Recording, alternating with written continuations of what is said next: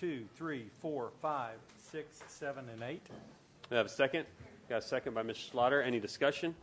All those in favor say aye. Aye. Any opposed? Motion carries. All right. Next up is the big show. This is what I think a lot of folks are here for. A couple housekeeping things. First and foremost, we're going to take speakers in the afternoon after the presentation. So if you have not signed up to speak already, there are cards. Mr. Becker, are they by the door? So if you want to speak in the afternoon, you have to get your speaker card filled out by noon. So please do that if you want to speak. They're in the front. We're going to have plenty of other opportunities to speak about this, but I also want to kind of talk about a roadmap. I've been trying to think in my head how we're going to get through this with so many different parties involved. So as far as I see it, we have Spectra, we have BRV Group, Mr. Biederman, we have Fair Park First, and then we have the city staff. And so there's a lot of questions for a lot of people, and I want to first get a show of hands. Who here is from out of town? Who flew to Dallas to be here for this meeting? Raise them high because I can't see them all. Okay, are all of you guys with Spectra or BRV?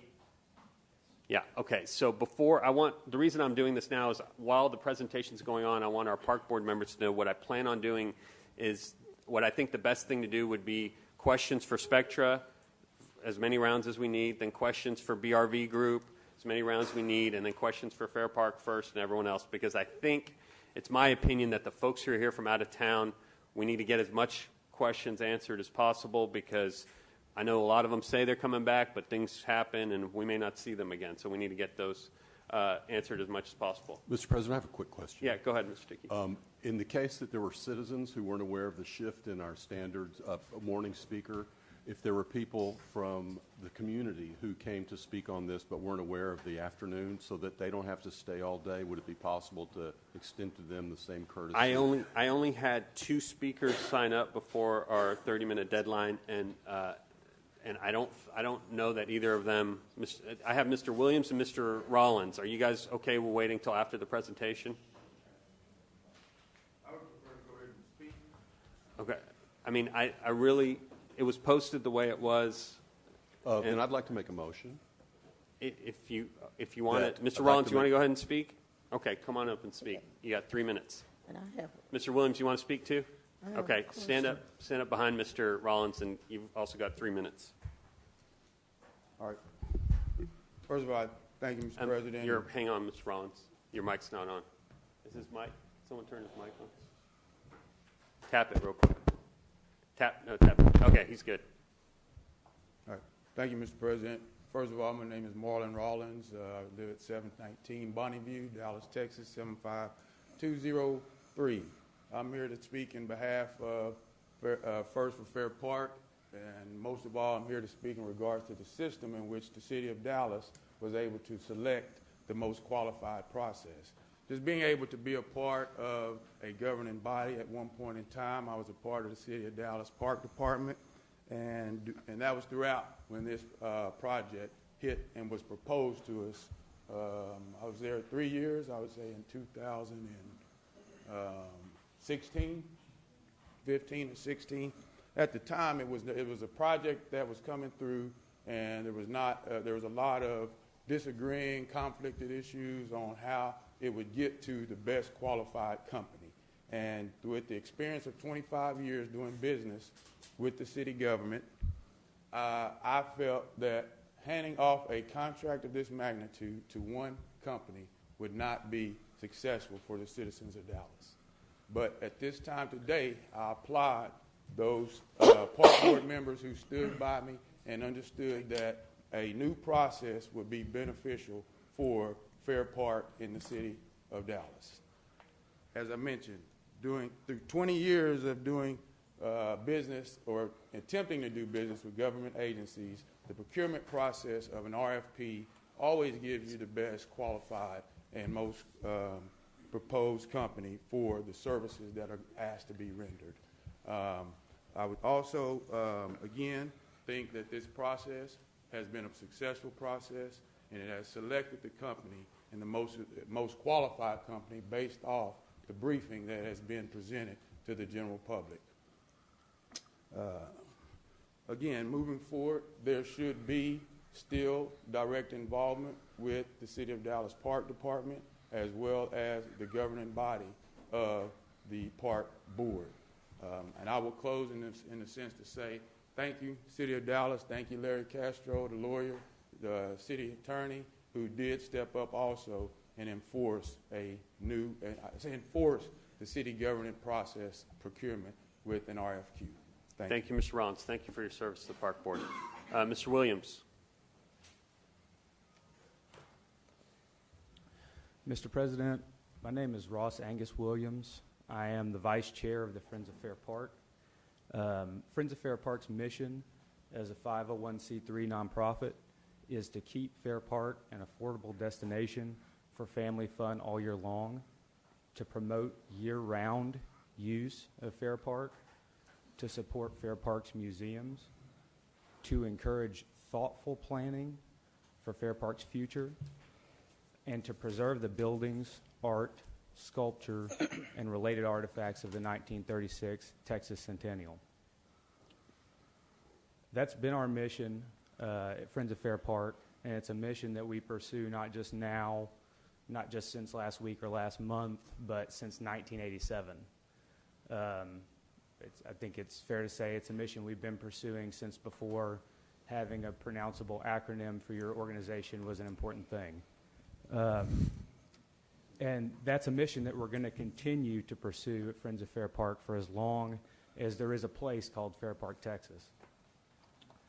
We have decades of experience and institutional knowledge furthering that mission through growing our membership from within the community, through fundraising efforts, through our website, through our social media, through branding, and through events at Fair Park, including Fair Park 4th, Urban Dash, the Dog Bowl, and others. And for Friends of Fair Park, our heart is also where our home is. We hold our meetings in the Magnolia Lounge at Fair Park. We've been doing that for years, and we look forward to continue to hold them there. So Friends of Fair Park has supported privatization of Fair Park's management for many years. And then when Mayor Rawlings started to look at privatization, we supported Walt Heuman's effort to step into that role. But whoever manages Fair Park, we want it to be known that Friends of Fair Park's cause is not any manager's cause. Our cause is Fair Park's cause. And so Friends of Fair Park wants to work with and alongside whomever it is that manages Fair Park to further the best interests of the park. We look forward to partnering with whomever manages the park to that end and for the enjoyment of all those who visit this Dallas and Texas treasure that is Fair Park. Thank you. Thank you, Mr. Williams. Okay, Mr. Dickey? Yes, sir. Okay, let me get back to my roadmap. So here's, let's work backwards. I anticipate, just hang on, Ms. Williams. I anticipate everything we do will be a decision of this board and through discussion. But I anticipate on not voting on this any later than our second meeting in September, which is September 20th. I say any later than because if this board feels we can vote on it before then, that's fine. We can talk about that as this process goes on. But I want you to keep that in mind so we have kind of a projected end date. I also anticipate that today the questions will go in the order that I just mentioned, starting with the folks from out of town. So while we go through this presentation, if you already have questions, please kind of order them by party, kind of like Spectra questions first, BRV questions next, Fair Park first, and then that way we can get through this process in the most organized manner possible. We're going to stick to our 3-minute time limits on speaking, but we're going to have unlimited rounds, so don't worry about not being able to say something or ask a question. Another thing, I think generally, all of you who've been here know we have different categories of questions. I think there are certain questions that can be answered very quickly. Those should be answered quickly. I think the questions that will need some more shuffling of paper and going around, maybe instead of waiting and wasting time, those come back in another round. I've asked staff to write down every one of our questions. So they've got a list of all the questions you submitted ahead of time, and they're going to continue a list of questions that you all have asked during the meeting and also that the public will be asking throughout this process. We're going to compile that for both the park board and the public to be able to see all that information. And that's, I mean, that's all I can think of to make this process go smoothly and to make it organized. That being said, I think this is a huge opportunity for us to come together. I think that we need to let these folks sell their vision on Fair Park. And I'm going to let Mr. Winters say a few comments. And Ms. Williams, do you have something regarding process? Yes, sir. Okay. Mr. President, with all due respect, I took time to go through everything and wrote my questions, and I had it in order based on the briefing. So Okay. I The want to... briefing will probably take about an hour, right, folks? No, what I'm saying is, out of respect of time for everyone here, you know, I had mine's listed the way I wanted. Now I have to work backwards because you're telling me to work that way. And I think out of respect, I think we're all going to do what we need to do. And for the sake of time, I don't have my question for Mr. Sullivan or them first. My question is for the board because I might not need to ask them the question I have if I can get what I need. So out of respect, I would like to keep the flow because I did a lot of work to keep things flowing, keep it moving. Why don't we're going to let them finish their presentation. Okay. I don't want to interrupt them during the presentation for questions. The presentation is actually organized by party, so it should flow about like that. The only thing I could see with your issue is I think procurement and process is first, but again, our staff is always here. They will be here at every park board meeting. I'm worried about someone not being able to ask a question of people who may not be here again. So can you at least give it a shot? No, Mr. President, all due respect, you know I'm a fair player. I understand that. But if we're going to be making a decision on who get this contract, and I'm sorry, it's important that all parties be here. I don't want to be sounding illiterate because I have to shift my questions around. So I'm saying, out of respect, I have a few questions. I want to go in order because I might not have questions for them if I can get it addressed from the board. Well, that's all I'm asking. Okay, let's see how the questions go. Mr. Winters. Good morning, Mr. President and Board. Our briefing this morning is on the proposed Fair Park management contract with Fair Park First. Ryan will be leading the briefing, and before he begins, I wanted to take this brief moment to recognize a few people that do not have an active role in the briefing, but have been very critical in this process since it began over 26 months ago when the first RFQ was published by the Office of Procurement Services. I want to thank and recognize Mike Frosch and Mario Alvarado, who are sitting behind me in the staff area, for their amazing work that they have done over the last 2 years and helping us get to this point today with a contract. Also want to thank the two city attorneys that have been very involved in this process and negotiations, Barbara McInich and Michael Doss, who are also behind me. So with that, I'm going to turn it over to Ryan O'Connor, who will begin the briefing. Good morning, everyone. Today is an exciting day. Just wanted to begin by introducing the folks seated with me here at the table. First is Darren James. He's the president of the Fair Park First Board of Directors. We have two Peters, Peter Zingoni from Spectra, Peter Sullivan also from Spectra, and at the end of the table is Dan Biederman with Biederman Redevelopment Ventures. I'd like Darren to quickly recognize his board who's seated here. I'm Darren James. I'm the president of Fair Park First, and my board is seated right here. If you guys could just... We'll introduce them a little later in the presentation. And then I'll ask Peter to bring up and mention his staff that's here. Thank you, Ryan. My name is Peter Zingoni. I'm the Vice President of Business Development for Spectra. I'd just like to take a quick second to recognize the team from Spectra that is here with me today. Everybody can give a little wave as well. And, each represent a different discipline of the Spectra operation. I'm excited to discuss a little bit more about that later on today. Guys, are you guys? I think you need to tap. Yeah, make sure your microphone's I'll on. repeat myself. There you I'm go. sorry. I apologize. My name is Peter Zingoni. I'm the Vice President of Business Development for Spectra. And just a quick acknowledgement of the team that we have from Spectra in the audience today that represents different disciplines, subject matter expertise for the Spectra operation. And we'll learn more about that today. But thank you for the opportunity. Okay, so I will dive into the presentation. And Mr. Dickey, I'm going to apologize. I'm not being aggressive towards you. I'm told I have to point this in a particular direction. Okay. All right, there we go. So this will be the organization of the briefing today. I'm going to quickly go through the background, the procurement process, and the contract summary. Frankly, it's a little dry, and I want to keep a lot of time available for all y'all to ask as many questions as you have for the folks here at the table. And if there's anything I'm moving too fast through, obviously I'm happy to address it in greater detail if you have a question about it. So here's the purpose of the briefing. We're here to talk about this Fair Park First contract. It replaces the existing structure at Fair Park with a not-for-profit board that will oversee a nationally recognized management company, which is Spectra. So we're going to kind of go back a little ways here. 2003, the department undertook the Fair Park Comprehensive Development Plan. Some of the goals are listed there. A big one was supporting the Fair Park institutions and partners while activating new programs and uses.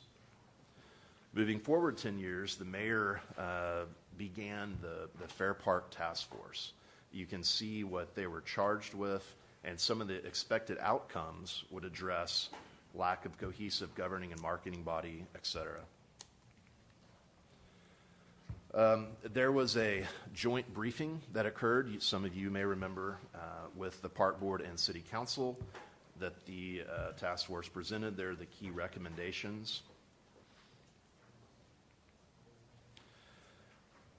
Moving forward, the Park Board adopted a resolution in support of those key recommendations from the task force with 3 significant modifications that are the 3 sub-bullets there. Moving forward again, the Park Board did approve a management agreement with Fair Park Texas Foundation. At that point, it was briefed to the City Council. A little bit later, a second entity expressed interest in managing Fair Park. And then finally, in October of 2016, the city attorney advised, since there was a second interested party, to proceed with a standard competitive procurement process. And on that same day, in fact, a city council committee made the same recommendation. So that brings us to the beginning of this process and why we're here today. A couple weeks after that determination, Procurement Services issued an RFQ, a standard 2-step procurement process. And it's important to point out that there were a few guiding principles that made their way into that RFQ. Primarily, the Mayor's Fair Park Task Force report and those key recommendations as amended by the Park Board.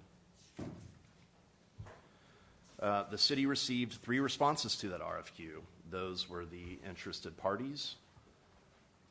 All of those vendors or respondents were deemed qualified.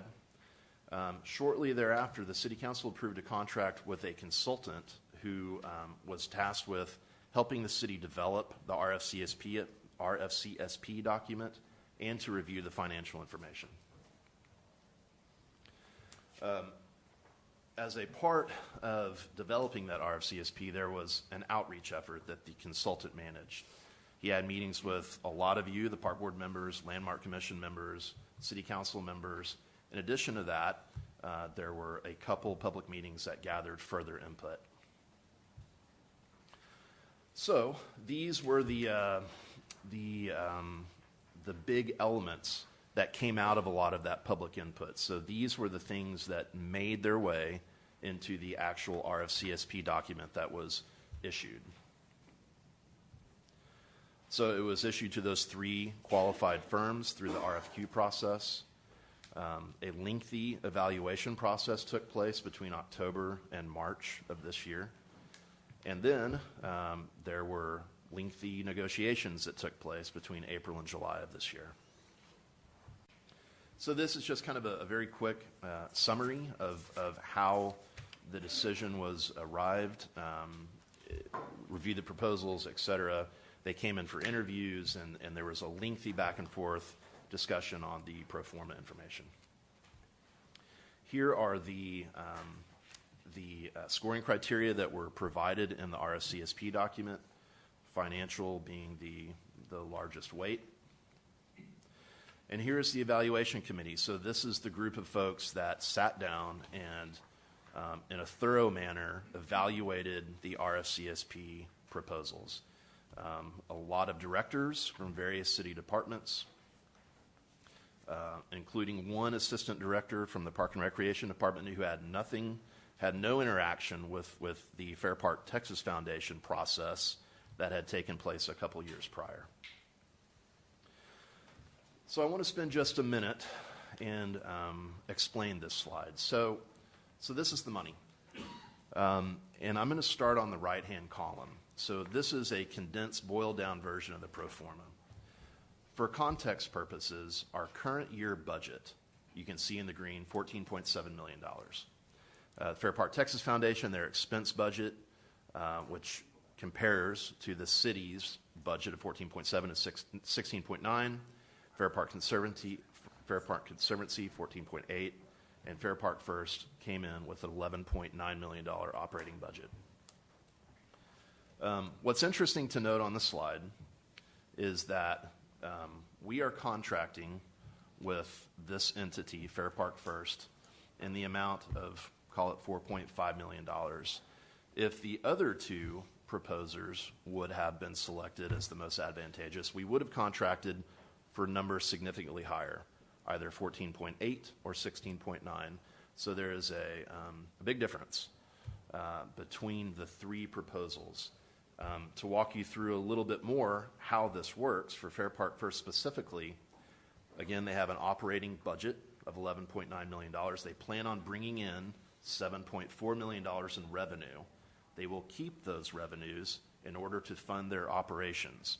What the city is appropriating is the delta. It's the difference. So you get $4.5 million plus $7.4 million equals $11.9 million.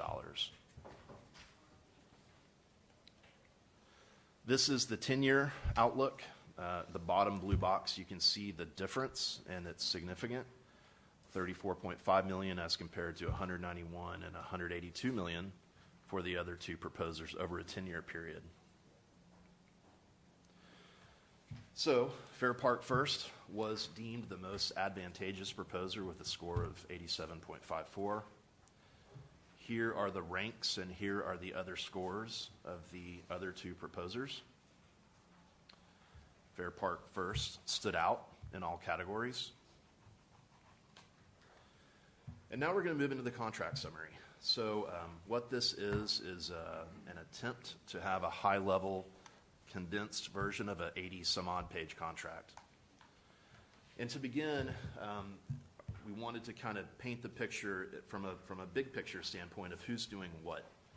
So the city is responsible for overall oversight of the contract. The park board plays a big role in that. Fair Park First has a key role in fundraising, community outreach, historic preservation, and of course, supervising their subcontractors, of which Spectra will be the primary one. Spectra is going to be the day-to-day operator.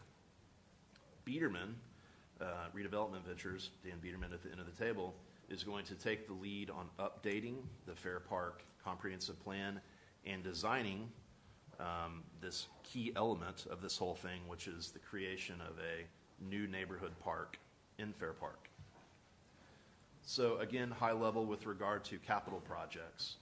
The city will manage all capital projects that are funded by current and future bond programs.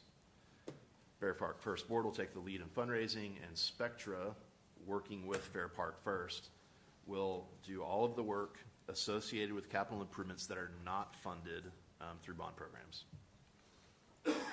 Now, kind of getting in kind of the deeper dive here into the contract. It's a 20-year contract, 2 5-year options that are the city's option.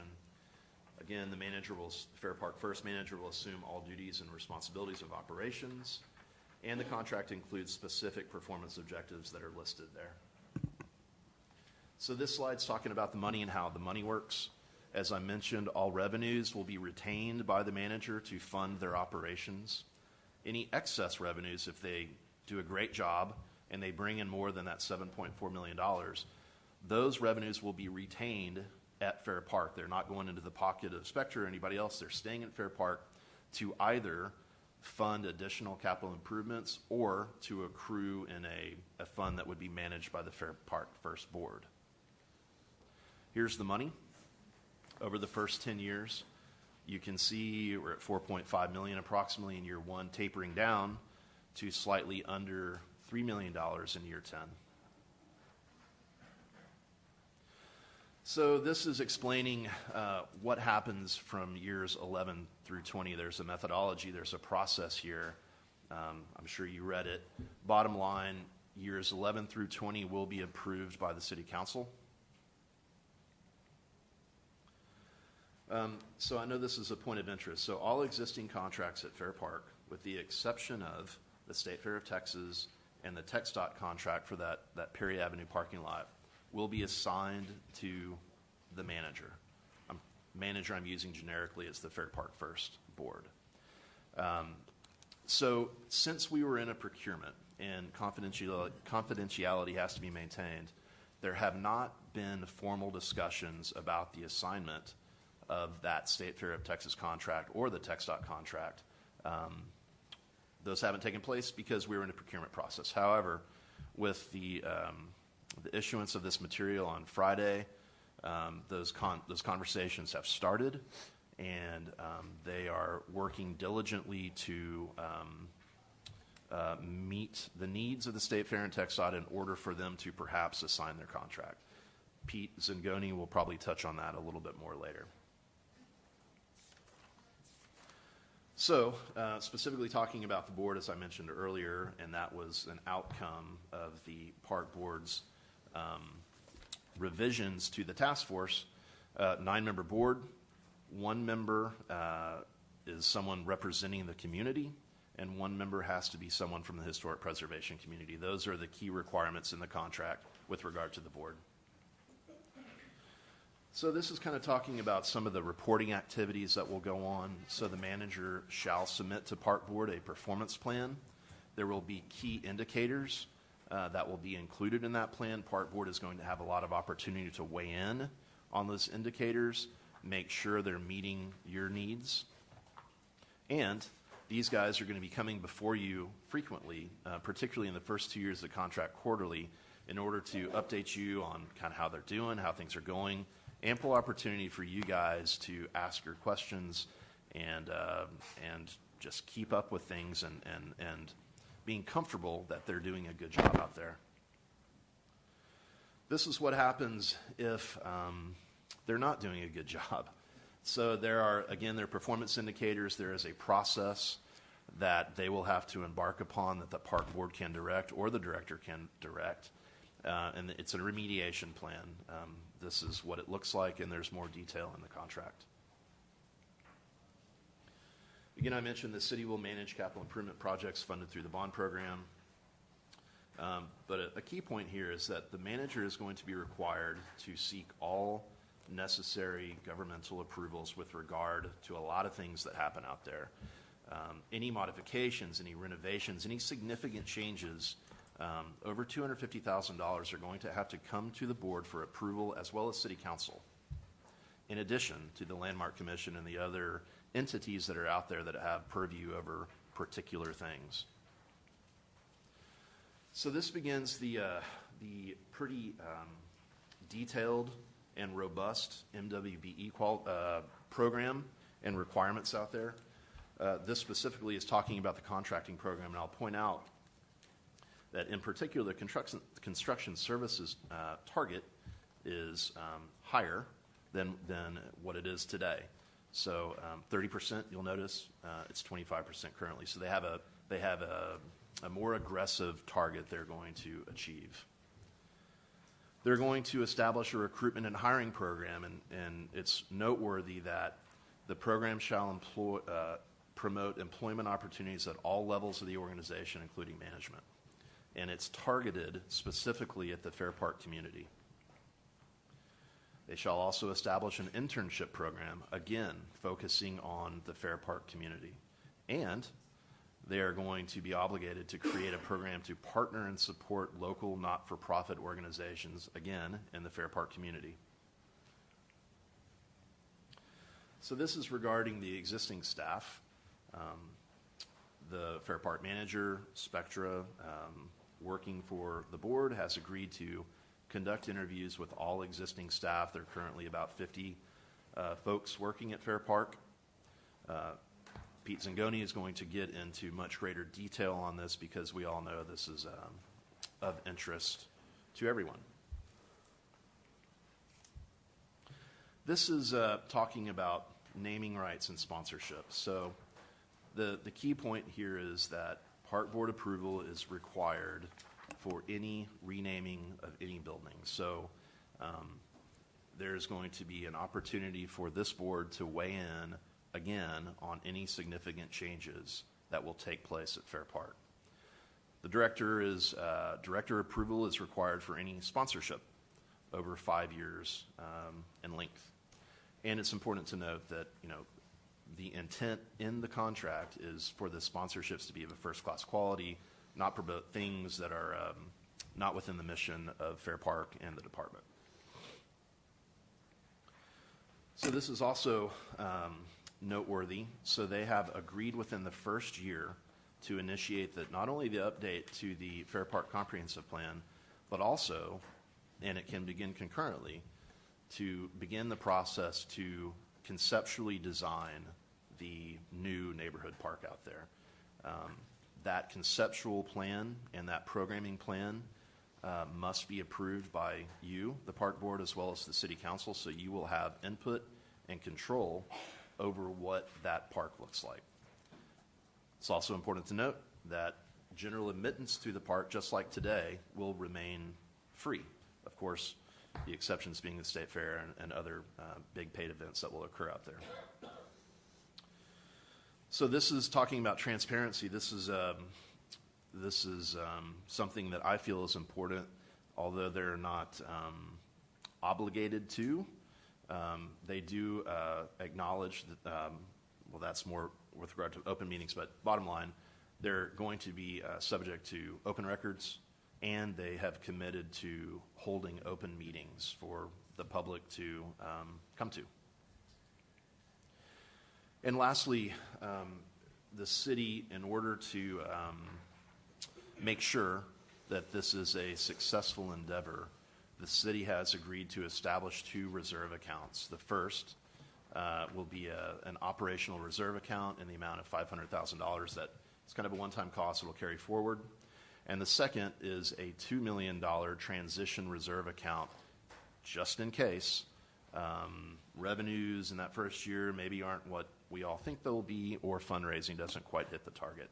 So these are kind of 2 backstops that the city is putting forward to ensure success.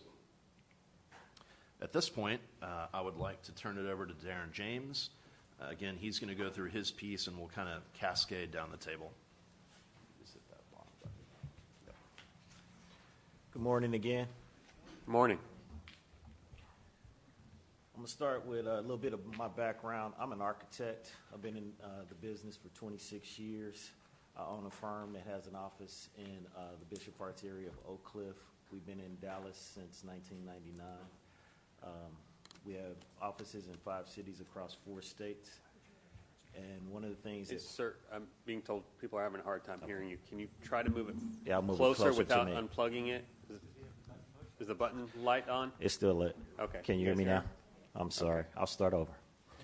I'm Darren James. I'm an architect. I've been in business about 26 years. Civically engaged, and I also have an office down in the Bishop Arts area of Oak Cliff. We've been in Dallas since 1999, and we have offices across the country in 5 additional cities. We've been involved in a lot of community engagement projects. Our firm believes in transforming communities through the design and construction services. The reason I really got engaged with the Fair Park First is because of the fact that it's going to be a transformative project that's going to impact the future of the city of Dallas for now and in the future. And the one thing I learned when I went through Leadership Dallas many years ago is Dallas makes no small plans, and the plans they make impact lives for your children and your grandchildren, and I want to be part of that. With that, I'm going to turn it over and have my board introduce themselves, and then I'll go back into the presentation.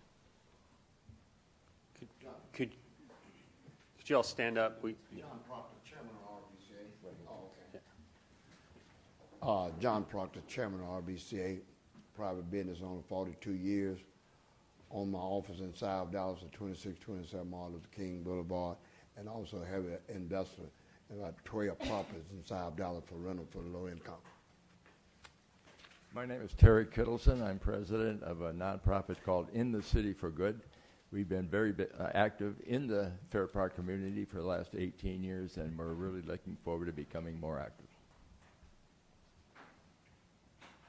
My name is Donald Parrish. I serve as pastor of the Truly Missionary Baptist Church located in South Dallas Fair Park.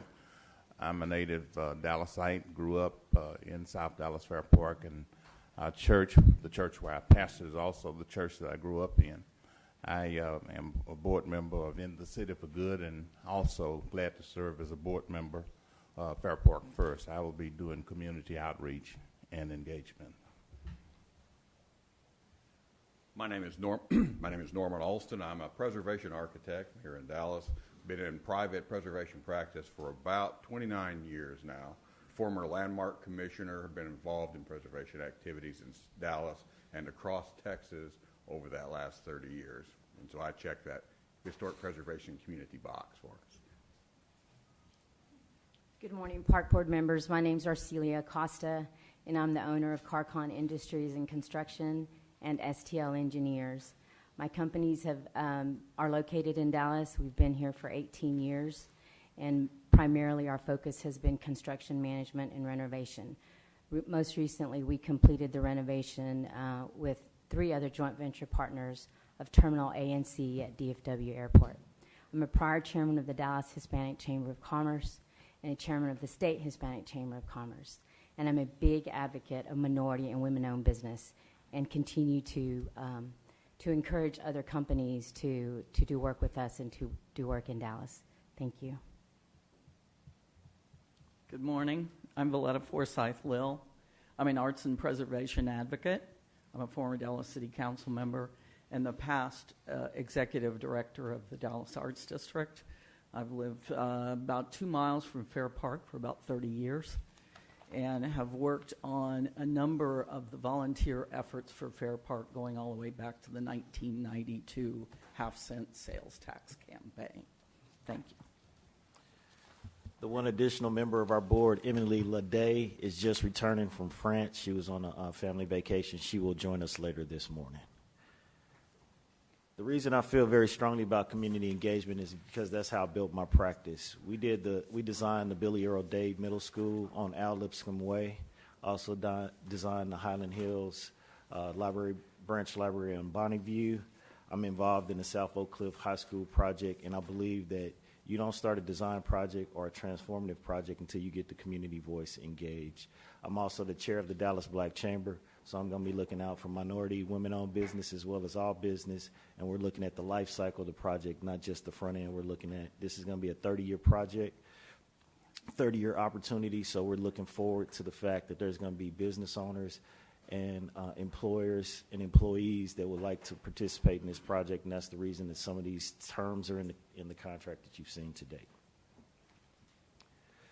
So the structure is City of Dallas, Parks and Rec, Fair Park First is going to be the manager of the project. So we're going to report directly to you on the next 2 years on a quarterly basis. We're going to give you financials. We're going to give you activity updates. We're going to be looking at revenue projections. You guys are going to be able to look and pull up the hood and look exactly what's going on at Fair Park for the next 2 years on a quarterly basis, from year 3 through year 10, all the way through year 20. You guys are going to get annual reports. But we're going to have a working relationship, and we're going to open the lines of communication. We're going to make sure that you're aware of what's happening at Fair Park. Spectra is going to be our master operator. They've already contracted with Biederman Redevelopment Group because of his expertise in park master plans, as well as activating parks on an annual and a year-round basis. And then In the City for Good, as Terry Kittleson spoke to, is going to be looking at community engagement. We're also going to be looking to evolve the board as we start to get into it. We're going to be looking at some additional members specifically from the Fair Park community, as well as to enhance some other technical needs as we start to mature in this project.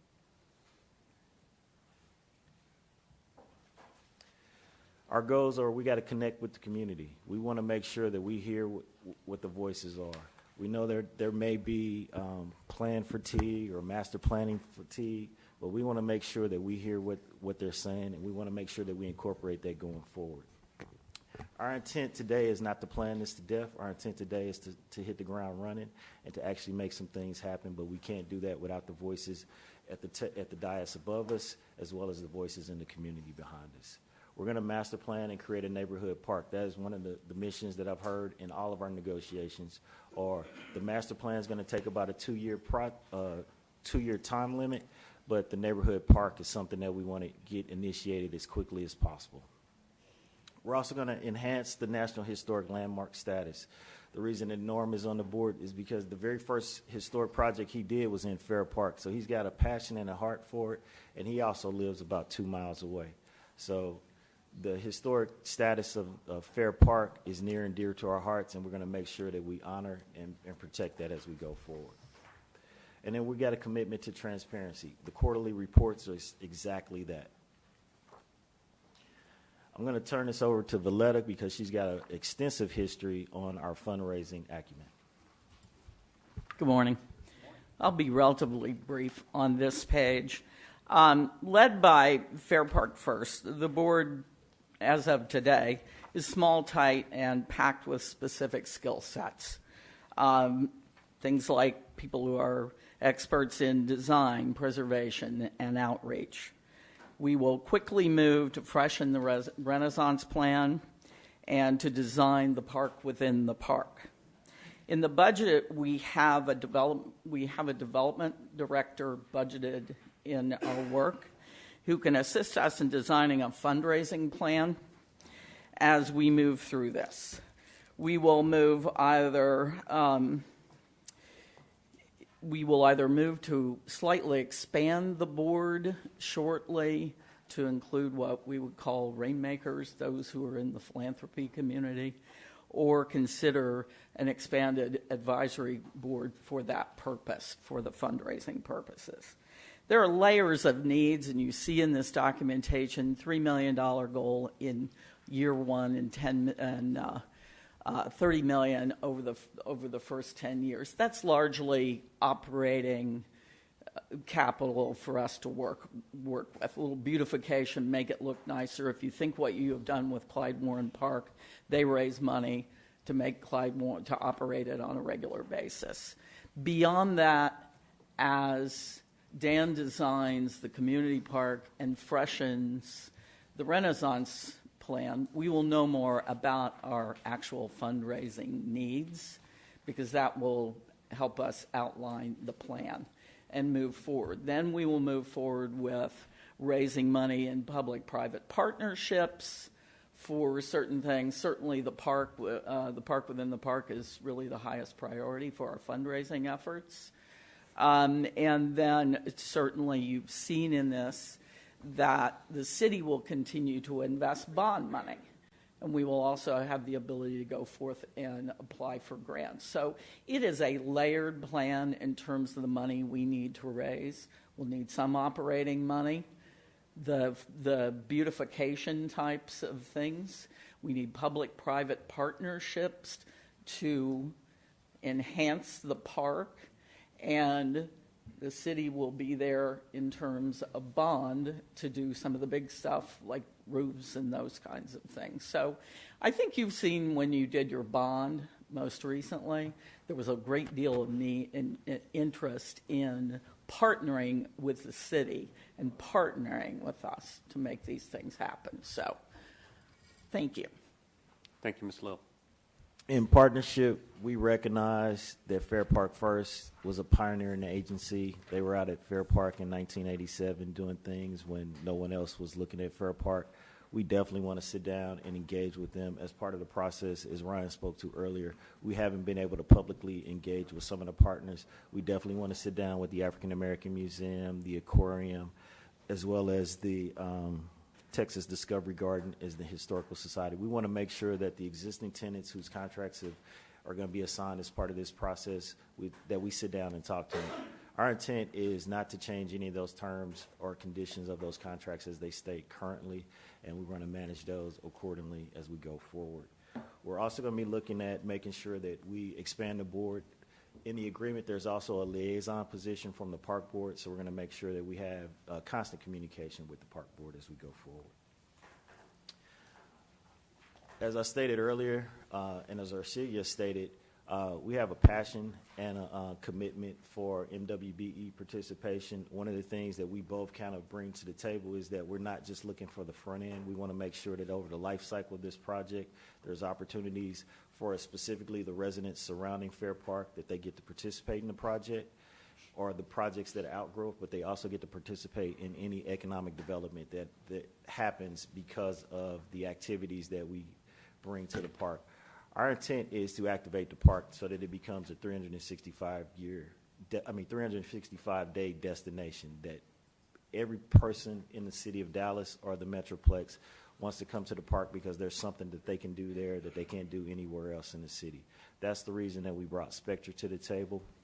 And we're going to make sure that we work with the local churches, the local school districts, the nonprofits, as well as students. We want to engage the students. We have an internship program as part of our contract to make sure that we have opportunities so that these students have an opportunity to either get into food service, park management, event planning, event management. There's going to be a whole myriad of opportunities that come out of this that we don't know today because we haven't gotten in and defined what the vision is going to be for the next 20 to 25 years. With that, I'm going to turn it over to Dan Biederman so he can talk to the master planning. Thank you. I first visited Fair Park at least a decade ago on an atypical time, a weekend of an OU Texas football game.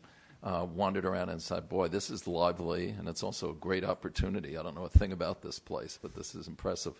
It's a credit to the broad gauge thinking of a lot of Dallas residents that as we were doing Clyde Warren Park, a tremendous number of people kept saying to me, you ought to take a look at Fair Park. Some of these techniques that are working at Clyde Warren might work there. And it was a really successful effort there, and got a chance to work with the city, and I was convinced that that might be very much the same kind of success in this case. I'm going to get a little personal here. I drag my family to my projects all too often, and there's an expression in the family, only daddy, which is only daddy would have gone to that place, and he was the only one there.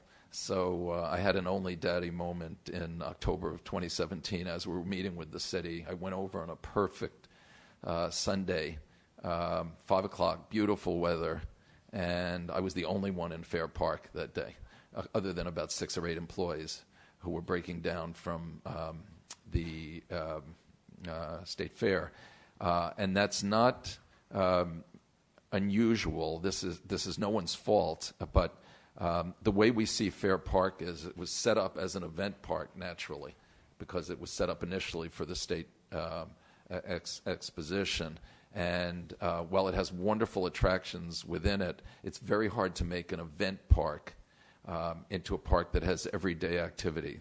The combination is very rare. Just to pick another city, Atlanta, Centennial Olympic Park, set up for the Olympics in 1996, is very underpopulated.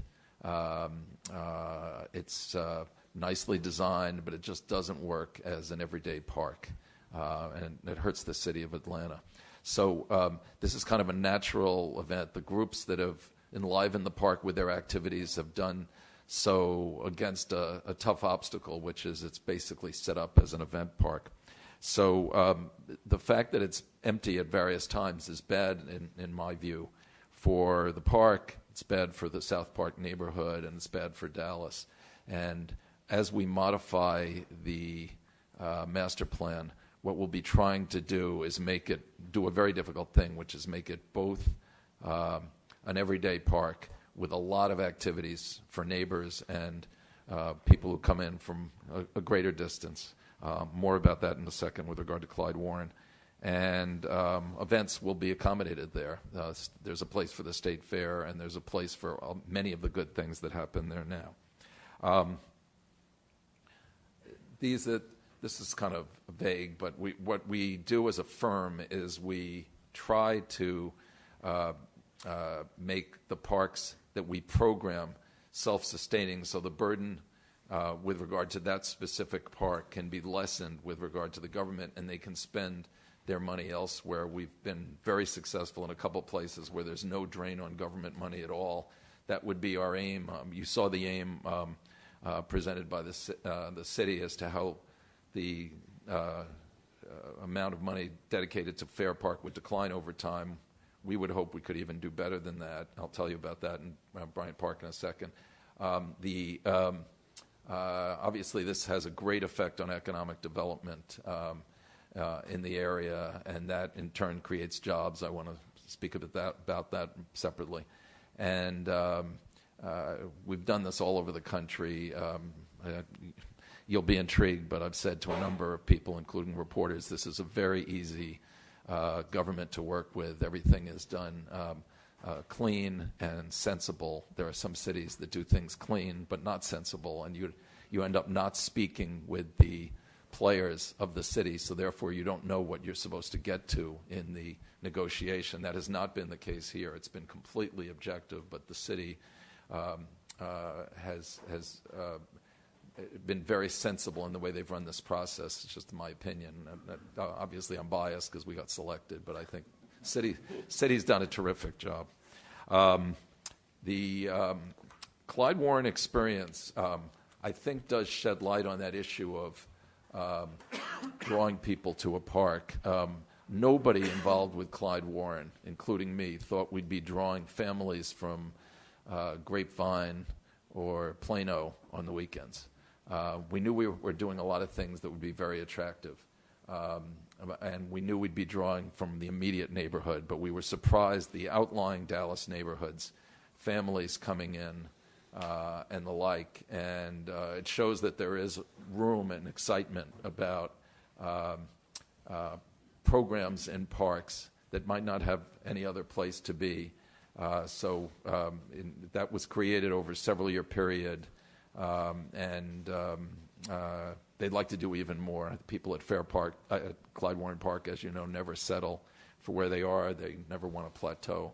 And there will be a lot of lessons transplanted from it, including how to make the neighborhood more walkable, because despite all the predictions, no one would ever walk into that park. If you stand in the park now, you see a tremendous amount of walking that wouldn't have occurred otherwise. The last 2 nights I've been there and been noticing that. So that would be one of our aims also for Fair Park. Bryant Park lessons, which I started there 38 years ago. We took over the park completely and eventually decided with the city that we would stop drawing on city funds completely in about 1996. So not only does the city of New York not have to put any money into Bryant Park, but the best appraiser in town has calculated that $33 million a year of incremental revenue just from the 32 surrounding buildings around the 5-acre park is going to the city of New York. So the deal, if you total up the money the city put into it initially, which was $4.5 million, it's a deal you could characterize, if you were speaking as a private equity person, it's about a 100x deal for the city. They've taken in about 100 times as much money as they spent, and that money goes to other parks that don't have that business model. The employment, I said I'd speak about employment. I have really high hopes for the neighborhood with regard to employment in this place. When we started at Bryant Park, there were 1.5 FTEs there, and they were not spending their time in the park, really. They were spending their time elsewhere. There was essentially no effort.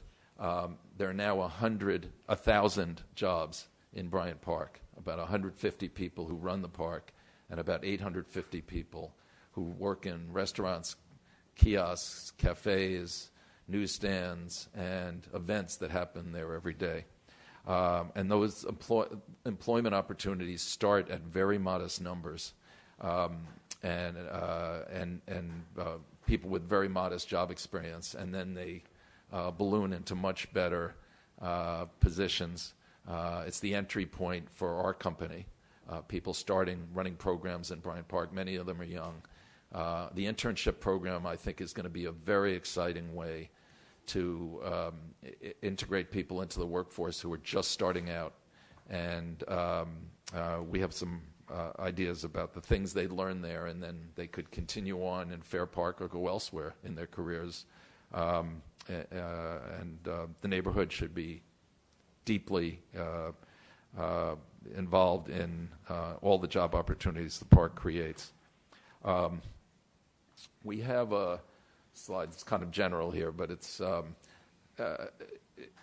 not as rigid as this. We want to develop a program plan. Some of that comes from our own observations. As I said, there are times the park is very active and times when it's not active at all. So there's not as much observation to do at certain times as you might prefer. But the public meetings, which is listed third, are done in a highly kind of stylized way where we give people a lot of alternatives and say, is this something you would actually leave your house nearby to go to? And, or where should it be located? Is it right to put a playground here, or should the playground be a quarter mile away across the park? So that is the kind of thing. We don't just have an open slate and say, tell us what you think about Fair Park. We would go in and say, here are a lot of options, but we're not Dallas residents, so we're not presumptuous enough to tell you what should happen. We want you to give us your opinions. And we do it very scientifically. The Clyde Warren comparable meeting was attended by 125 people at Nasher Sculpture Center. Ray Nasher was there himself. Ray was his first name. And coldest day in February, roughly 2012. Tremendously important for the programming of Clyde Warren Park. So the same type of meeting will be held in the near future, if you approve, for Fair Park. Neighborhood Park, it excited me. I was actually, it put an added burden on us. We heard back from Spectra the neighborhood park should go faster. That's always a challenge, but we like to get in and start doing things quickly. So there might be an experimental period for the neighborhood park, but the idea of it happening within 2 years is a great idea. And my personal opinion, and I'm happy to be told I'm wrong on this, is there's not such a dichotomy between a neighborhood park and a regional park in the case of a 277-acre space in Dallas. I think if you look at Clyde Warren, you'll see people from the neighborhood from a greater distance, a few tourists, but people are melding, and if you said to them, is this a neighborhood park experience, they wouldn't really have an answer because it's just working. It's all different kinds of people are there. It's notably diverse. And the people walking through and using it. So this is, I'm not going to go through all these, but these are some thoughts about what the approach for Fair Park might be. We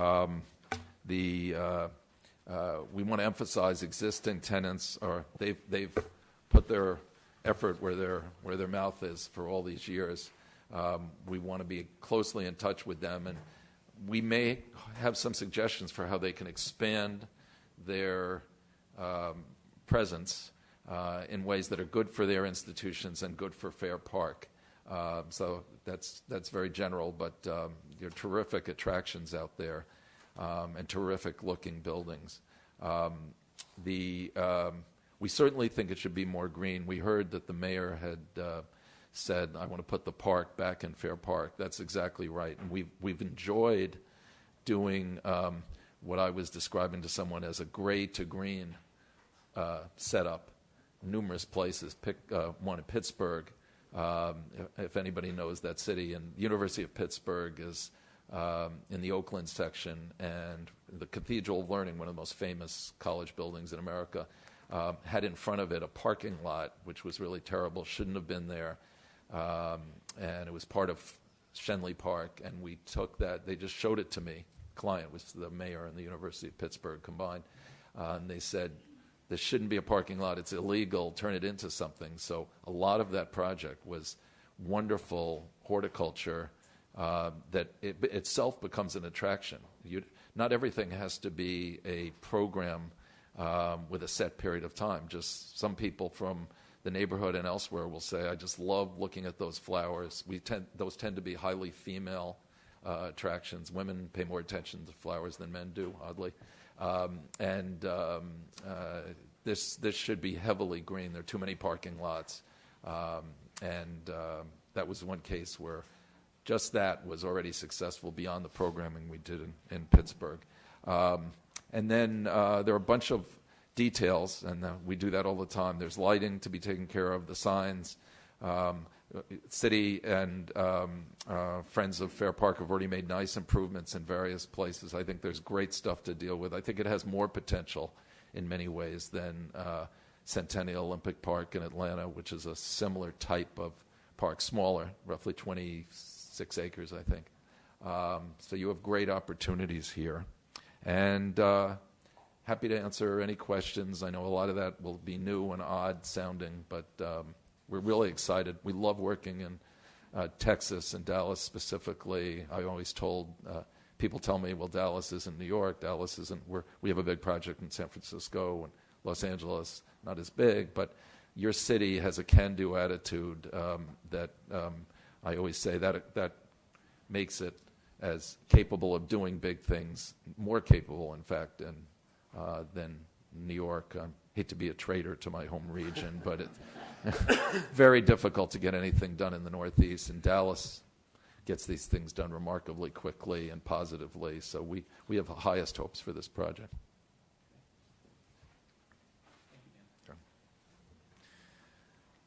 Thank you, Dan, and good morning, Mr. President, Park Board members. It's an honor to be here. My name is Peter Zingoni. I'm the Vice President of Business Development for Spectra. Before I get too far into the Spectra portion of this presentation, I'd like to take a few minutes just to acknowledge the team that I have back here in the room, as I mentioned earlier, that really support each and every aspect of the operation that Spectra will bring to this table today and for the next 20 years. So I'd like to introduce Todd Glickman, our Senior Vice President of Business Development, to take a few minutes just to introduce the rest of the team.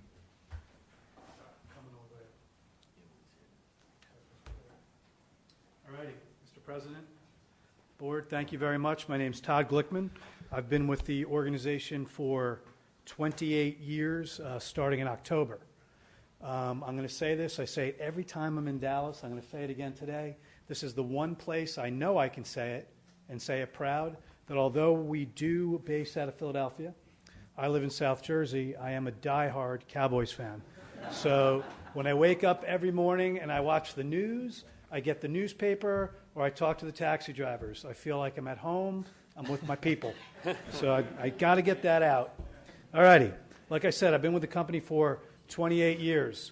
I think I heard somebody earlier mention that this has been 26 months in the making for Spectra. This started, I can tell you organizationally, as a whisper. Today, it is a tsunami for our company, quite honestly. We are excited about this project. We are excited for the commitment to Dallas. We are excited for our commitment to Fair Park. We are excited for our commitment to the community. And most importantly, we're excited today to finally, openly today, to talk about Spectra and how we're going to operate the park. Before I introduce this great team that we've got behind them, we've got young Mr. Zingoni sitting here who's going to take us through a great presentation. We've got a village of people that it's taken to get us here today that I'm going to ask to get up and talk and introduce themselves very briefly. But Spectra is an Ateros-owned company backed by Comcast. And we believe that that combination is the right combination at a moment in time for our organization to really put our best foot forward for the park. And with that, as we talk about putting our best foot forward, I believe we've got a great team here today. You're going to see that. Mr. President, you had mentioned about, when we're done, you guys can leave. The bottom line is we are here today. We are here tomorrow. We are here next week.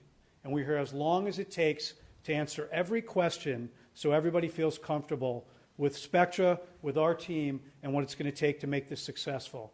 So with that being said, if everybody could just get up very briefly and just introduce yourself. Talking to the mic here. Good morning. Can you hear me? Yeah. Good morning. My name is Marcel White. I'm the head of HR for Spectra and looking forward to working with you in the community. Good morning. My name is David Leibowitz. I'm Vice President of Finance for Spectra. Look forward, have had a great opportunity to work with the city on the numbers in our deal and look forward to advancing that and answering all your questions. Hi, my name is Michael Ahern. I've been with the company over 30 years now. I serve as Senior VP of Operations, and in that role, I have direct reports coming in from each of our 150-plus facilities into my office in Philadelphia.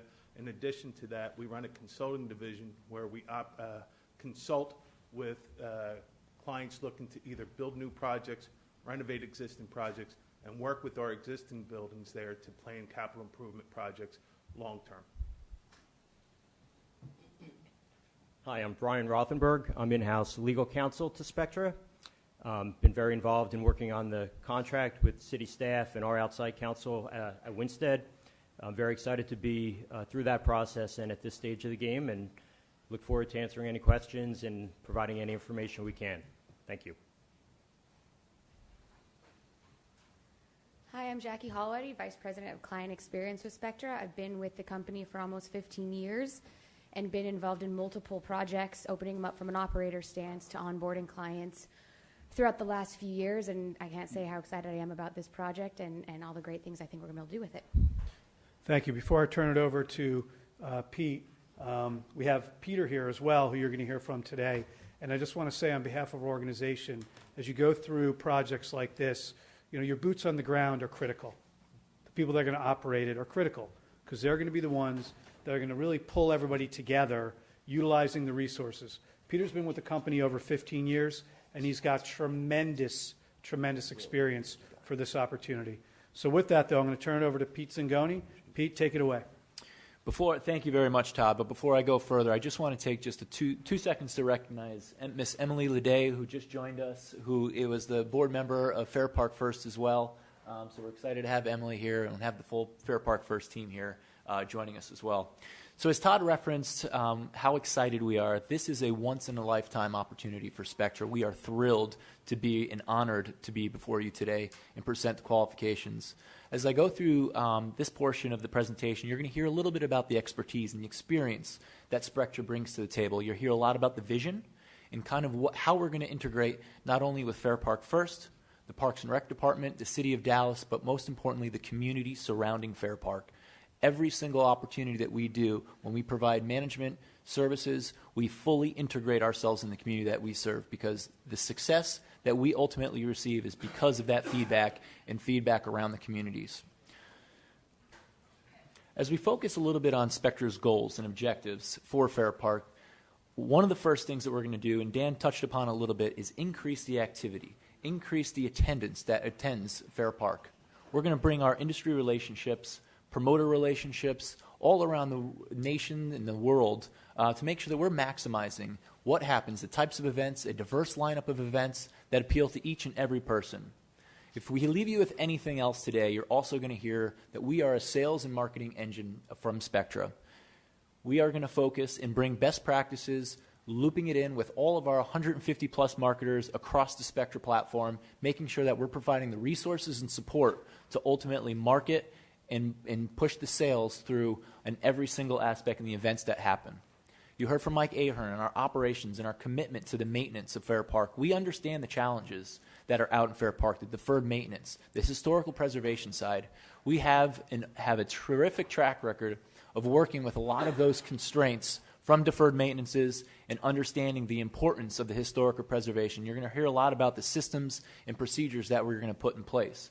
And it's a great segue into the capital improvement planning.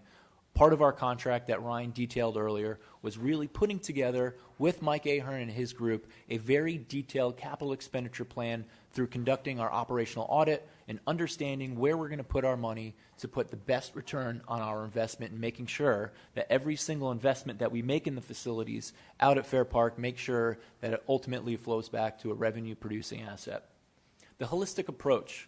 Throughout today, you're going to hear a lot about what Spectra brings to the table through our venue management services, where we operate a number of facilities, both domestically and internationally. You're going to hear about our food and service and hospitality division. We're going to work with the local concessionaires that are out there today, making sure that we are providing a second-to-none customer experience, and we're going to work hand-in-hand with a lot of the local concessionaires that are there, making sure that we're giving them the ability to be as successful as possible.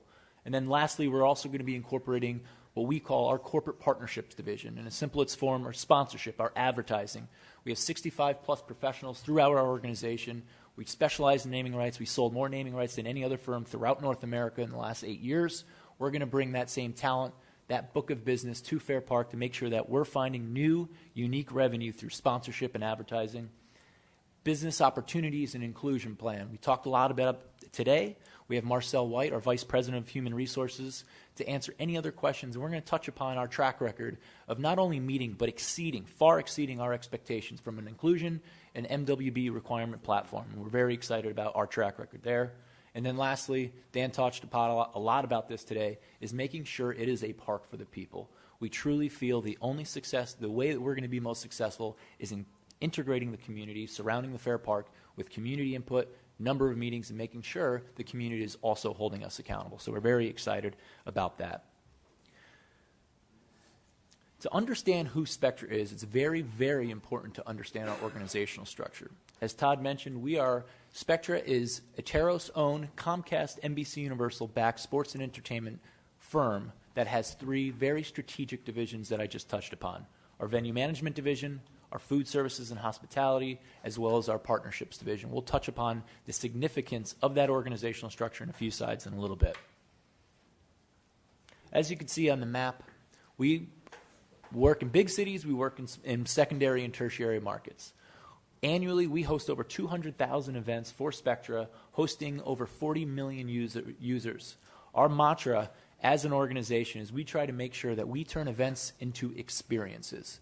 So you'll hear a lot about today of our commitment of not only investing back in our people, making sure we're putting the proper systems, the programs and procedures in place, and the training programs to make sure that customer service is at the forefront of every single thing that we do out at that park, and it's only going to enhance the customer experience. And what that will ultimately do is make sure that we have return guests and making sure that we're maximizing their event experience.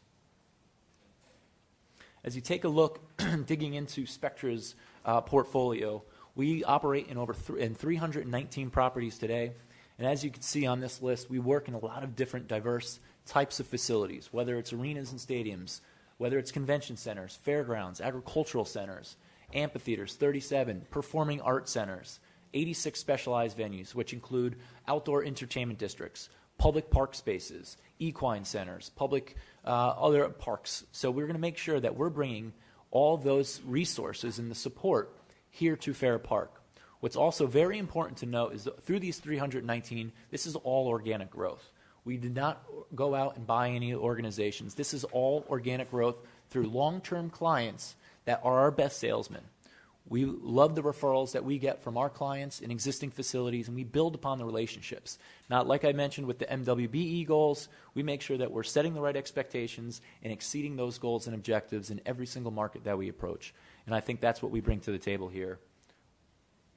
We have a proven track record of very similar types of facilities. There's no other facility like Fair Park here throughout North America. 277 acres, a multitude of cultural institutions, sports and entertainment facilities, and landmarks. There's nothing like it in the world. However, we do have a number of facilities and clients within our portfolio that have very strong similarities.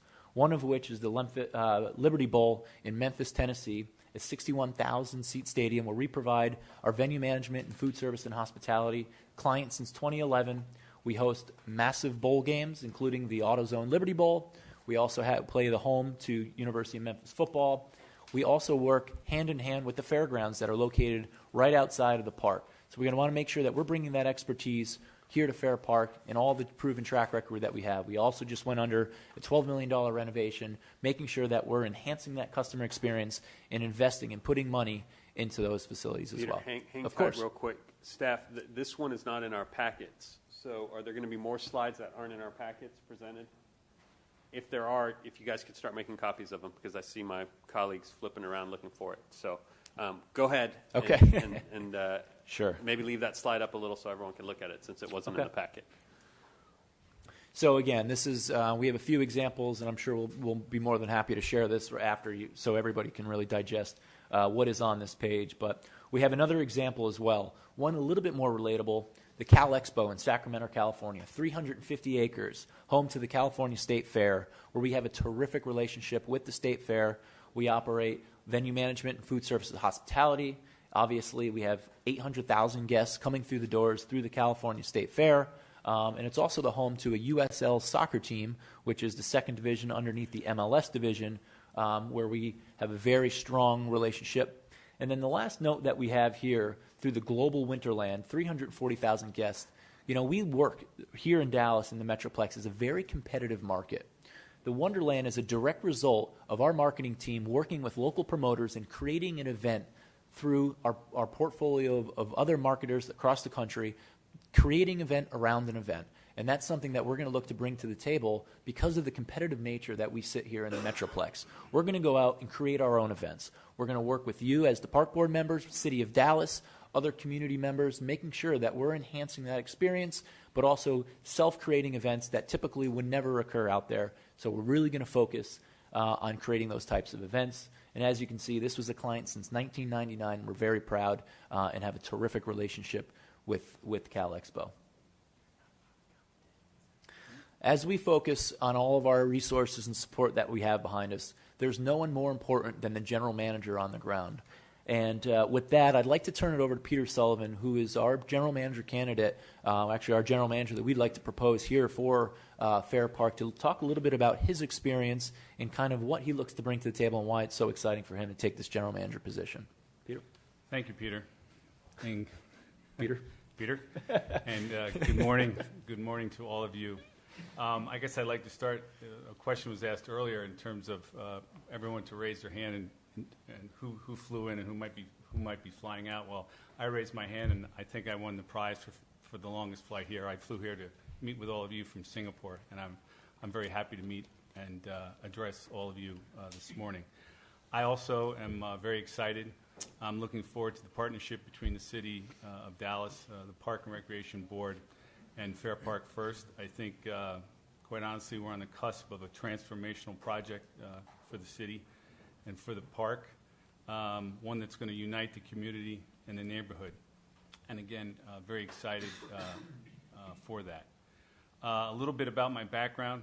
As I said, I flew here from Singapore. Currently, I'm the general manager of the Singapore Sports Hub, which is approximately an 85-acre complex encompassing about 6 different facilities. Probably the 2 largest are the National Stadium, where it's a retractable roof dome, natural grass, home to a number of concerts, rugby, and soccer, as well as the National Indoor, what they call the Singapore Indoor Stadium, which is actually about a 12,000-seat arena, which is home to numerous concerts, family shows, and sporting events as well. The other facilities on the campus include a major water sports center, an aquatic center with 2 50-meter pools and a diving basin, along with a 6-hall arena where various sports disciplines and elite athlete training takes place. It's also home to the national basketball team. So as you can see, it's a pretty large complex. It's all tied together by what we call a precinct. And the precinct is a variety of open spaces that also, quite frankly, are used for a number of runs, marathons to start and to finish, as well as cycling events. We do a number of community events in those open spaces. We attract approximately 2.5 million people to our site each year just to the facilities. We present about 225 event days at those facilities. But that's not all. We also are home to 2 malls, below ground and above grade malls, which attract in excess of 15 million people. So as you can imagine, the footfall in the Singapore Sports Hub is pretty large.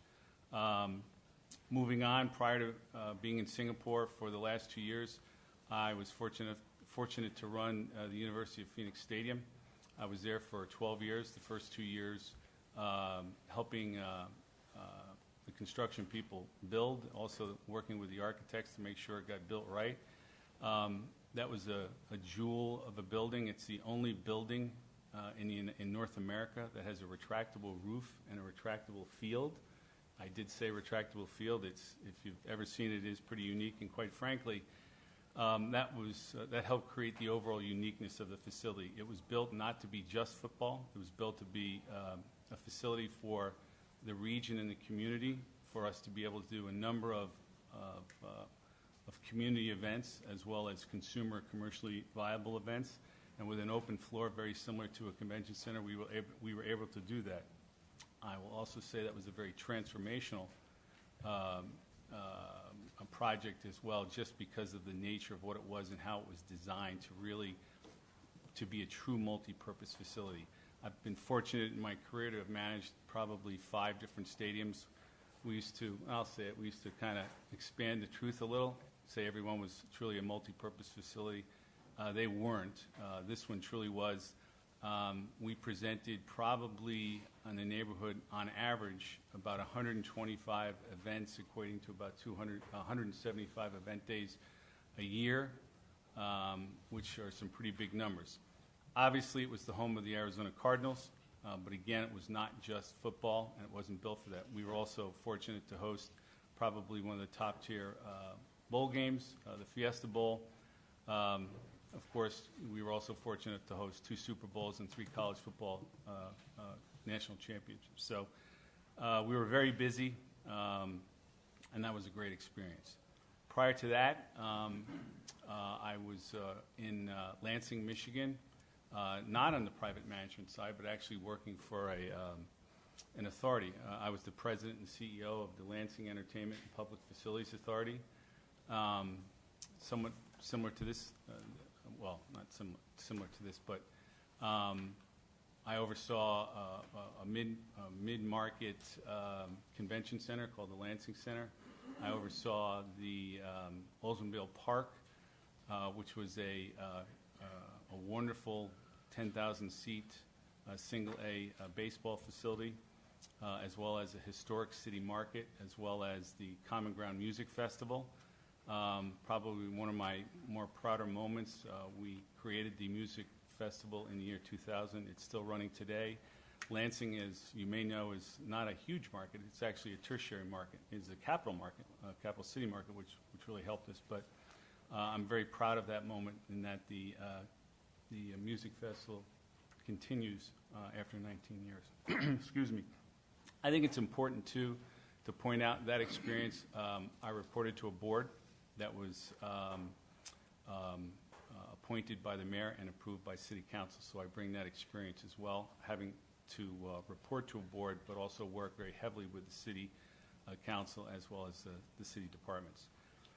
Finally, prior to Lansing, I worked in Jacksonville. I was the general manager and head of all of the sports and entertainment facilities, which included the old Gator Bowl, which of course is home to the annual Gator Bowl game, which was torn down after a couple of years when the NFL came to Jacksonville, home of the Jaguars, and helped not only with that project, but ultimately managed it on non-game days as well. I also oversaw the Jacksonville Coliseum, a 10,000-seat facility, the Civic Auditorium, which housed Broadway and Symphony, as well as the convention center in town. Final comment about Jacksonville is we also work with the Jacksonville Fair, and very similar to the situation here, they utilized the Jacksonville Coliseum, parts of the Gator Bowl at times, as well as the parking lots that were in close proximity. So I share that experience as well. I guess in conclusion, I'd like to say I'm excited to be here. I'm looking forward to working with all of you and trying to make Fair Park the best it can be, and as we've said a lot today, to put the park back in the park. Thank you. Thank you so much, Peter. As you can see, he brings a lot of experience, and there's going to be a lot of resources right behind it that we're also going to bring from Spectra's perspective.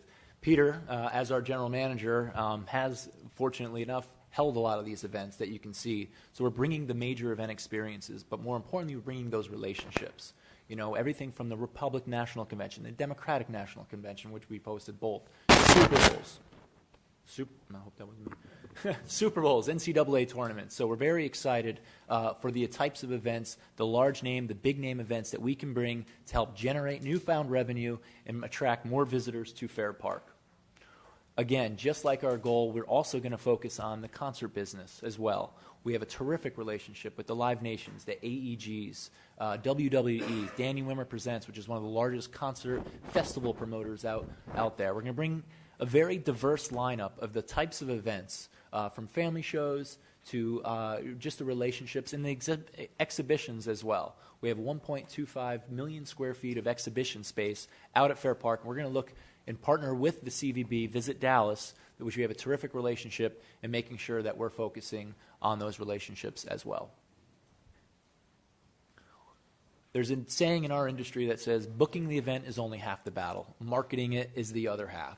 So our commitment, as I mentioned earlier today, we are a sales and marketing engine. We're going to tap into the resources to make sure that we have a diverse set of lineups of types of events that go out there. Everything from arts and music festivals, youth soccer tournaments, conferences, meetings, additional soccer tournaments. That's going to help the bigger picture. It's going to help drive the economic impact around the community and making sure that we're raising the quality of life around. It's going to be job creations. We're making sure that we're focusing on the types of events to bring into Fair Park that are going to put heads in beds, that are going to help our local hotel partners, help our other restaurant partners and local business owners, making sure that we're focusing and bringing that type of events to the park. As much as we spoke on the large scale of the bigger events, we have to make sure that we never lose focus on the community events. One of our commitments to here is providing free summer concert series, something that we've had a tremendous amount of success for, that make sure that it appeals to each and every community member that is in that local Metroplex market. As we talked about, how do we increase attendance? Well, we're going to create a very strong awareness campaign of activity in the park. We're going to make sure that we're working with our partners, even in the back, with the Friends of Fair Park and all the terrific work they've done over the years to make sure that they're promoting Fair Park. We want to sit down and collaborate with the Friends of Fair Park. We're thrilled to hear Mr. Williams comment on their commitment to staying and enhancing the park, because that's something that we're extremely excited about. The relationships are going to be key, whether it's our existing tenants or the other cultural institutions that are out there. We're going to focus on partnering with our partners that are out there and focusing on generating new revenue opportunities and working on that event creation, as you can see on the last slide. We talked about the established resources that we have, 150 plus marketing executives that we have in the Spectra corporate infrastructure. We're going to focus on different ways of enhancing the digital strategy that's occurring there today. As I mentioned, we're going to focus on working with Friends of Fair Park, who did a terrific job of marketing it, making sure that we're integrating ourselves, not only what Spectra and Fair Park First is doing out at the park, but working and understanding, collaborating with all the other events that occur out there, trying to bring that big awareness through digital marketing strategies. We're going to focus on different pre-events, post-events. We're going to try to create events around of events.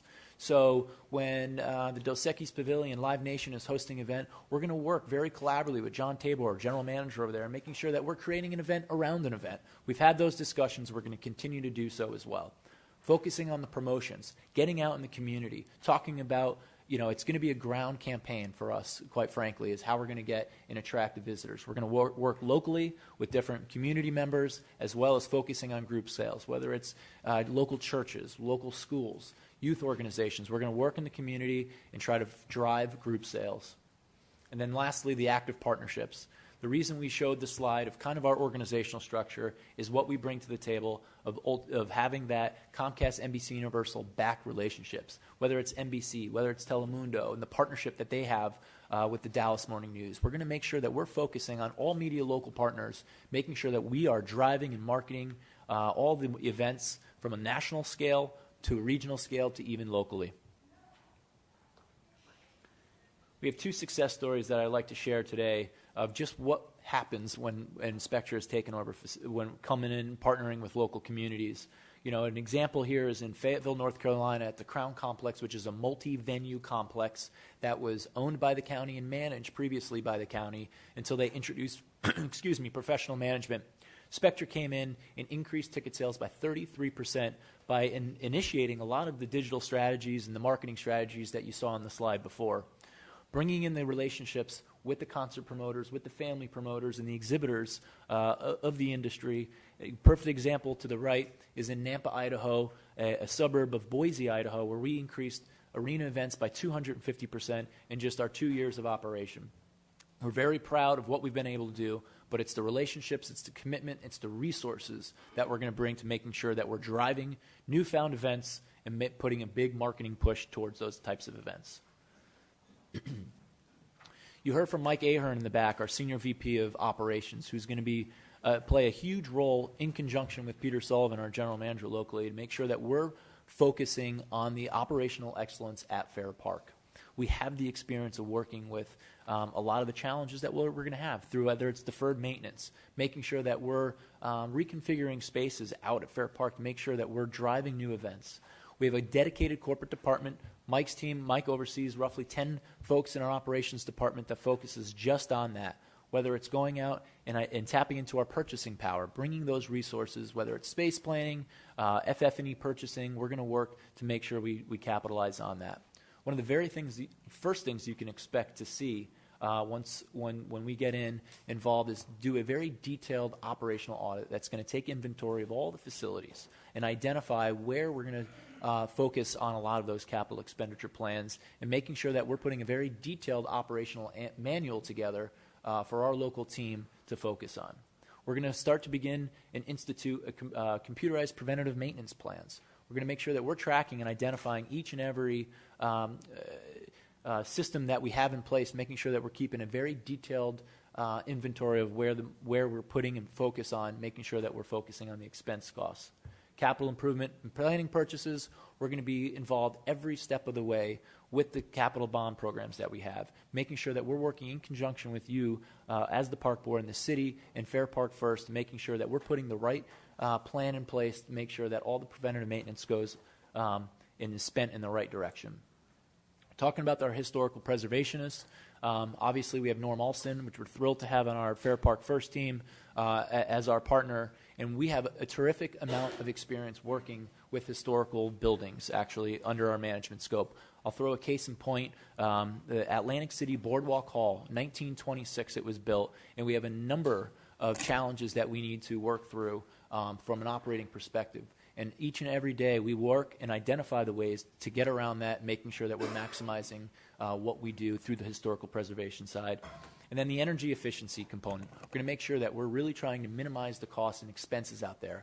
We're going to put a very big push on our sustainability efforts.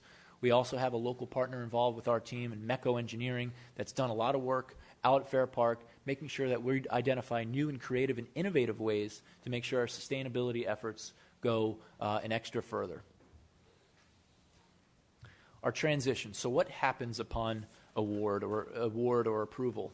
It's very important. We have Jackie Hollowady joining us today, our Vice President of Client Experience that focuses solely. We are the only, to the best of our knowledge, the only firm in our industry that has a dedicated department focusing solely on the transition of new accounts, making sure that each and every facet of the operation is untouched and making sure they are focusing on everyone. We have 750 touch points with every subject matter expert, including finance, marketing, sales, human resources, operations, to make sure our commitment of transitioning is as seamless as possible as we go through the transition process.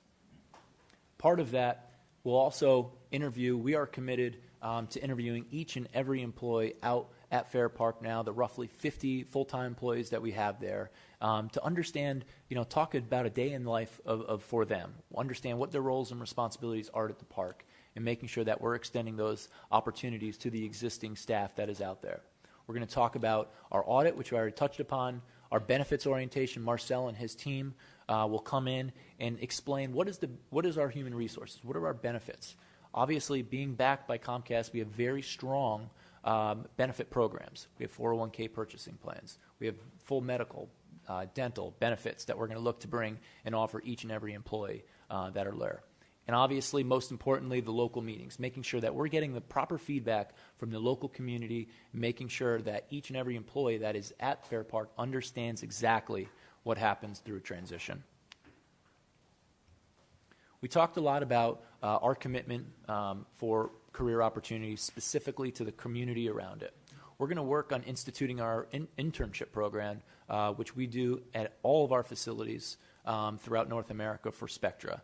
It's an opportunity for us to integrate and get into the local schools and offer and identify different career opportunities, a day in the life, if you will, for a venue management vision, whether it's food and beverage or sponsorship. We want to make sure that we're developing customized plans with the local institutions that surround that market, and Fair Park specifically, to focus on different career opportunities. We're going to host career fairs, which not only benefits the community for job opportunities, but it's also going to provide an opportunity for those that typically don't come to Fair Park, and an opportunity to market Fair Park as a spot. And we're going to offer a lot of on-the-job training as well to those participants. We take inclusion very important. We take it very, very, as we focus on the inclusion piece, that not just to meet the goals that we've put forth, but exceed them. We have fantastic examples around the country. We exceed our goals. I know a lot of our contracts that we have will have a 25% requirement, 30% requirement. I'll give you two examples. One in Cincinnati, Ohio, at the Duke Energy Center, the convention center that we run. We run about a 50% inclusion rate for all MWBE. And in Richmond Coliseum, we're at a 56%, where our requirement is about roughly 25% for the inclusion. So it's going to be our focus, working with the team at Fair Park First, as well as the City of Dallas, to making sure that that is right at the forefront of what we do in our hiring practices. The building the tenant relationship, something that's extremely important as well as Spectra. Darren touched on a little bit earlier of our commitment to working with each and every building tenant out at Fair Park, whether it's the African American Museum, whether it's Dallas Summer Musicals, whether it's Live Nation at the DeSecchi's Pavilion. We are committed to not only lending our resources from a marketing perspective, from an operational perspective, to make sure their events are seamless and second to none. We're going to make sure that it's a terrific experience, and making sure that we're working in collaboration, focusing on every sector of the operation. We also have our event tenants that are out there. You know, obviously the State Fair of Texas, which is something that we are very committed to working with. We've had on and off discussions quite through the process with Mitchell and his team, and we are very committed to working with not only the State Fair of Texas, but all the other events that happen, whether it's Earth Day, whether it's a lot of the fun runs that occur out there. We are committed to making sure that we are lending a helping hand, giving them the resources, whether it's, again, from the operational perspective, joint marketing opportunities, an opportunity for us to market their events, because their success is ultimately going to be our success, Fair Park First, and all the way through the City of Dallas. Each and every day, we are going to be focusing on our communication with those building tenants, as well as the event tenants that occur out at Fair Park. We mentioned our holistic approach a little bit earlier, talking about our venue management division, our food service hospitality, as well as our sponsorship division. As I mentioned, we have 65-plus professionals that work in our sponsorship division. So much like our marketing arm, where we have 150-plus marketers, our 65-plus sponsorship sales team is focused on finding newfound revenue through advertising and through sponsorship. And there's constant leads being passed throughout North America, focusing on who do we know in some of the big major corporate businesses. As you can see, we've sold over 28 naming rights in the last 7 years. And on an annualized basis, we generally sell about $70 million in sponsorship sales.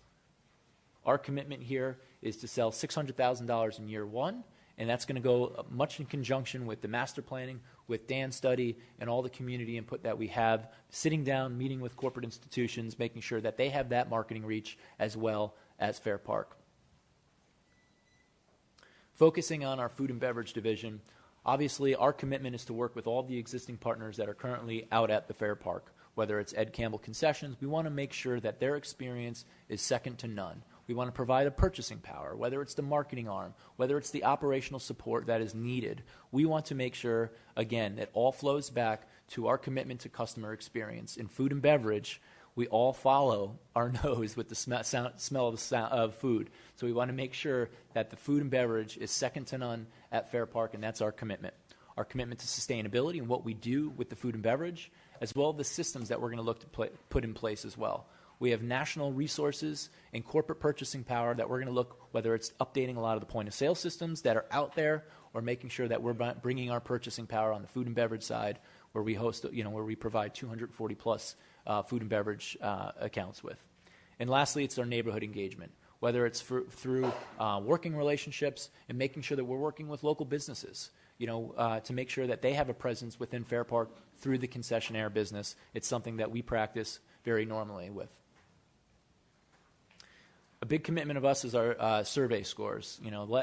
I can sit up here and talk about it all day, but as you take a look at some of our survey scores, it's our commitment to working not only with the fans, but our staff. As you can see, this is one example of an account, which is a minor league baseball team where we score 9.35 out of 10 in a customer survey scores. Getting back to the focus of investing back in our people. When we invest in our people, the experience becomes better with the consumer that are purchasing. And as you can see, the scores are relative to that. So as I close up the Spectra portion of this presentation, I'd like to highlight just kind of our vision and the excitement that we're bringing to the table. Again, our commitment is going to be really enhancing the awareness that happens out of Fair Park through our sales and marketing, making sure that we're putting that customer service to the test. More events, increased attendance. We're going to tap into those industry relationships that we have, whether it's in the concert programming side, whether it's the family show side, whether it's the international sporting events as well. We're going to work with Visit Dallas and our relationship with Visit Dallas and making sure that we're bringing the best beneficial event and economic impact to the park. We're going to focus on improving the operations, improving the flow of the maintenance and reserves that are out at Fair Park, making sure that we're bringing best practices to the operations and management. Obviously, our commitment to working all with Dan and our Fair Park First team in developing the neighborhood park, as well as updating the comprehensive plan, is something that we are going to make sure that we are investing very, very heavily in the community in doing so. And lastly, following up on those career opportunities as well for those partners that are surrounded by the Fair Park. Thank you so much, and welcome the opportunity to answer any other questions a little bit later. And I'm just going to very quickly try to summarize an 80-page presentation to just highlight a couple important points that we all should consider. It's important to note that the city did utilize the very standard competitive procurement process for this contract.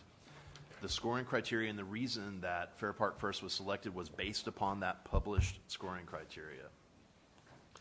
This team, as you've just heard, it includes one of the largest event and venue managers in the country and a nationally acclaimed park planner and programmer in Dan Biederman.